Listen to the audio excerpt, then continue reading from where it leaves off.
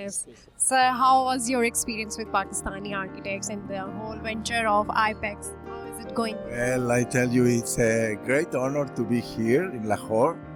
I am very happy that you organize this event about the construction and building materials, because it's very important for the future of architecture to have a great variety of materials so that we can use the more sustainable ones in order to raise the quality of level of life for everybody.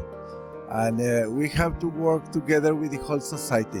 We have to work in an holistic way to together with engineers, with developers, with planners, with real estate agencies, and with government officials in order to be united and to establish an urban agenda for the future. Agenda where we can have as a main goal how to build without toxic emissions.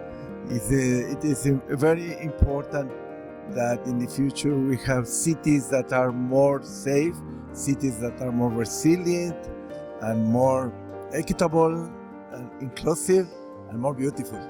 Yes. I really like in Pakistan we see sustainability around us, carbon emission control, energy saving projects. So we as Pakistani lack in these things here. So I'm sure this IAPEX and the whole experience here will help in developing and designing such kind of projects for the urbanization and the development of this country. But we have to improve the quality of building, we must promote responsible architecture. We must promote that all the professionals in different fields can be aligned in order to get better quality of life for everybody. So it's a big challenge, and I hope we can mitigate all the damage that we have been doing to the planet. If we work together, we can get it.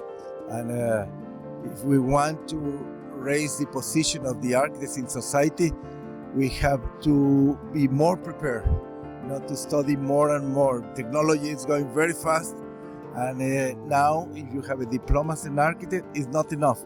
We have to push the continuing education programs day by day, all our life. Yes, that's completely, you're so right. Thank you so much for your time and kind words. Thank you.